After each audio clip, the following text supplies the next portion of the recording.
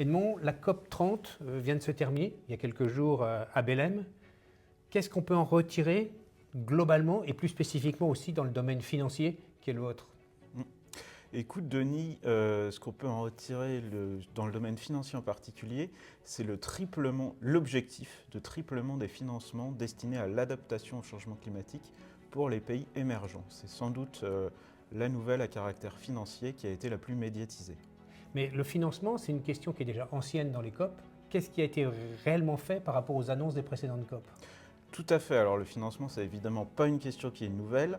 À la COP29 à Belém, il y avait un objectif qui avait été fixé d'atteindre 1300 milliards de financement pour l'action climat à horizon 2035. Ce qui s'est passé entre Bakou et Belém, c'est que cet objectif a été précisé. C'est-à-dire qu'on a dit qu'est-ce qu'on veut financer exactement avec ces 1300 milliards et quelle feuille de route on se donne pour atteindre cet objectif. Donc justement, l'adaptation, ça a été un des sujets où la dotation financière a été augmentée. Initialement, l'objectif, c'est d'atteindre 40 milliards de financements destinés à l'adaptation en 2030. À Belém, on est passé à 120 milliards, mais on a décalé un petit peu la temporalité. On s'est fixé 120 milliards pour 2035. Et alors ces milliards, qui est-ce qui les fournit, qui est-ce qui les donne et qui est-ce qui en bénéficie?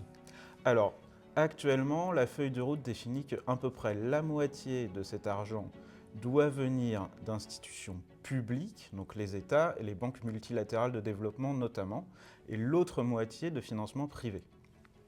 Et donc il y a des enjeux dans les deux cas. D'une part, du côté des banques multilatérales de développement, ça veut dire qu'elles devraient mobiliser à peu près 385 milliards de dollars par an à horizon 2035. Or ça, c'est très au-delà des objectifs qu'elles affichent actuellement.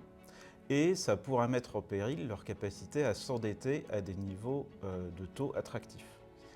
Et du côté des acteurs privés, on sait que c'est toujours difficile de mobiliser le capital privé sur des sujets comme l'adaptation, dans la mesure où c'est souvent des projets qui ont une rentabilité faible ou une rentabilité très éloignée dans le temps. Et donc, il va falloir trouver des mécanismes incitatifs pour en mobiliser, c'est à peu près 650 milliards à horizon 2030. Et aujourd'hui, il y a combien de milliards qui ont déjà été mobilisés réellement et transférés aux pays qui en ont besoin? Alors aujourd'hui, sur le sujet de l'adaptation, on estime qu'il y a à peu près 26 milliards de dollars par an qui sont mobilisés. Il faut savoir que les besoins ils sont beaucoup plus importants que ça. Le programme des Nations Unies pour l'environnement estime qu'en 2035, justement, les pays en développement auront des besoins compris entre 310 et 365 milliards de dollars par an, donc à peu près 1 milliard de dollars par jour pour retenir le chiffre plus simplement. Donc même avec l'objectif des 120 milliards qu'on s'est fixé à cette COP, on en est encore loin. Et donc on croit, on espère que ça va se réaliser.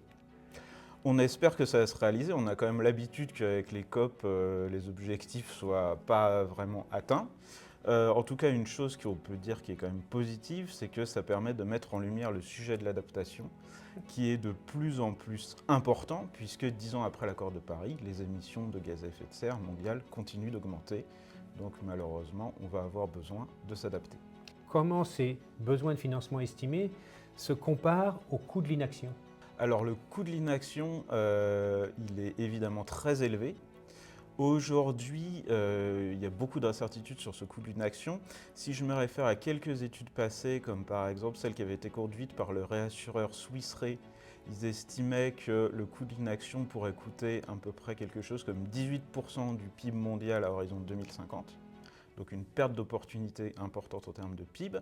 Si je me réfère à une étude récente du NBER, donc qui est le National Bureau of Economic Research aux États-Unis, ils estiment que les externalités négatives générées par une tonne d'émissions de gaz à effet de serre sont d'à peu près 1000 $.